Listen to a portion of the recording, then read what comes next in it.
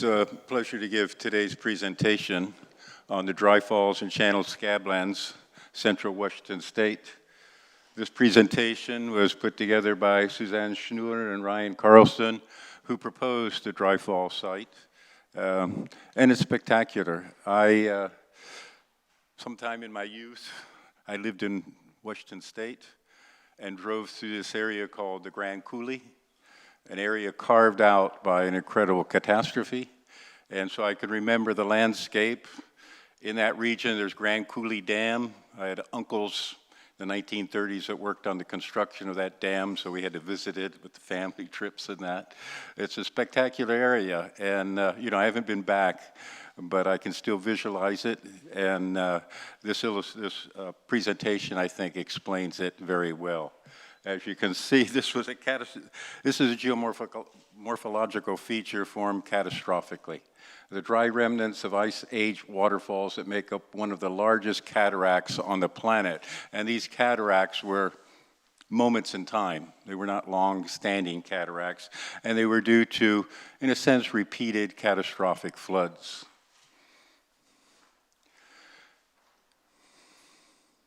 Channel Scablands is shown there in eastern Washington State. Just to summarize, in the Pleistocene, the ice sheet was melting and generating large lakes in front of it.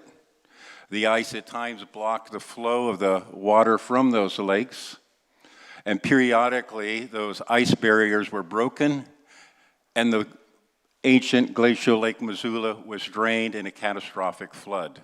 And if I remember correctly, this happened more than one time. You can see the location, Washington State. The channel Scablands is where the floodwaters passed. This is the region is underlain by the Columbia River Plateau, a huge basalt plateau.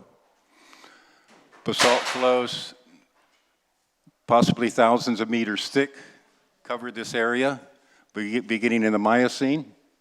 The ice advanced over it, and as those floods were released from Lake Missoula, they flowed across that basalt flow and carved out deep, deep channels. You can see the pattern of the flow. It continued down what would be the path of the modern Columbia River, one of the major rivers of North America, and flowed out to the Atlantic. But note where Portland, Oregon is. To the south is the Willamette Valley, a very rich agricultural region, especially for orchards and vineyards. And it's believed that the wonderful soil that supports that agriculture was transported and deposited during these great floods that spread clear down to the south, far down into the Willamette Valley. Here's the story, PowerPoints. Into the last ice age, Cordilleran ice sheet covered parts of northwest U.S. Huge glacial lakes formed at the edges. As the ice sheet melted, Lake Missoula collapsed, sending out vast floods of water. Notice floods, more than one. These floods scoured out a network of channels across much of eastern Washington. And this is what's called the channeled scablands. Dry Falls, as you see here, is one of the most remarkable examples of the power of ice age floods. There are many striking sites in this channeled scablands. Dry Falls is the most spectacular. Showcases the power of the floods to eat away the rock. You can imagine the size of the waterfalls, and carved out incredible potholes. Again, you can get a sense of the basalt flows that have accumulated one above the other over millions of years to just bury this region under vast flows of basaltic lava. You can see they're up to almost 4,000 meters thick. At rubbly tops, cooling joints served as the pathways for erosion that carved the deep channels into the basalt plateau. Missoula floods, cataclysmic surge of water. It's estimated to be 10 times the flow of all rivers in the world. In contrast to the relatively slow, steady cutting of the Grand Canyon, this was just a catastrophic event. As you can see, the deep canyons are known as coulees. One set of them is known as the Grand Coulee, and that's where this incredible dam is built, the Grand Coulee. And you can see one of the waterfalls still existing with a plunge pool below it that's so much larger than it could have eroded. To us today, it seems so apparent of what happened. But to the person who first proposed it, his views were not widely accepted. It was apparent to this person, this geologist, that proposed this idea of the gigantic floods. But you can imagine how huge they must have been, as evidenced by the ripple marks you see here. 25 to 30 feet, 7 to 9 meters high. Their crests are 360 feet apart. It's estimated the flood water must have been 200 meters deep and traveling over 100 kilometers an hour when those ripples formed. They look like nice small dunes, but when you get down on them, they're huge in size. So what explains this? This is what this person, I believe Harlan Bentz is the name, thought. Dry Falls, as you can see, there it's nice illustrated, the location. Has steep walls. Plunge pools are now filled with groundwater to show how big they must have been. The cliffs are 122 meters high, estimated to have been several times larger than Niagara Falls. Of course, Niagara Falls is, again, one of long-standing stability of slow erosion. Again, this was just carved out by a series of dramatic cataclysmic floods.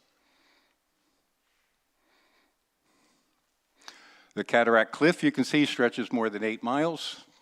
Sits in a region called the Grand Coulee, and the flood waters eroded from 15 miles upstream before ending at Dry Falls. There at the top, you can see the Grand Coulee Dam. This generated the hydroelectric power for Seattle and Boeing factories, which then built so much of the aircraft used by the United States during the Second World War. It led to the success of Boeing to have such an incredible source of electric power. Hydroelectric power.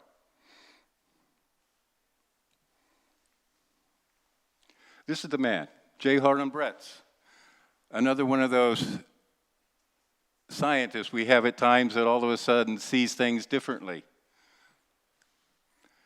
It's phenomena, trying to explain it, why, asking why, and coming up with an interpretation that was not widely accepted because of its catastrophic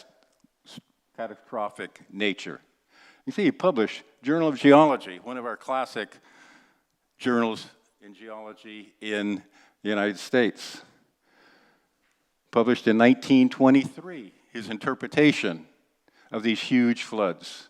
J. Harlan Bretz, 1920s. And of course, like so many imaginary thinkers, his ideas were ridiculed. They were not widely accepted, but today they are. With time, with our understanding of the Earth system, maybe with the expanding of our minds to allow for catastrophic events, the geological community came to see these features and understand their interpretation and to accept that of the huge floods carving out these channeled scablands. As you can see, his flood theory was considered outrageous because it was catastrophic. He proposed that catastrophic events can punctuate periods of slower geologic evolution. And as you see here, the flood origin wasn't fully accepted until the 1960s and 1970s. And today, whenever there's a Geological Society of America annual meeting in the Seattle area, there are field excursions to this area. If you get a chance, you do take the opportunity. Main arguments for IUGS recognition: Mizzou floods were the largest floods ever documented. You've got a unique flood-scoured landscape not found anywhere else in the world, and it's a pretty large area that characterizes the whole central part of Washington State, and it's in through that area that the really important, dramatic Columbia River passes. Dry Falls is a piece of evidence in the flood theory and a spectacular natural landmark, and the landscape provided evidence for important evolution of scientific thinking in the field of geology. And I might refer back to our keynote lecture yesterday by Thierry Serling on how new ideas kind of spontaneously occur based on just looking at the evidence and perhaps with some new eyes, and that's what Harlan Bretz had. It's a wonderful thinking, or a wonderful example of of how insights come to geologists just through observing and observing and observing. Oh, thank you so much for that presentation, for your presence.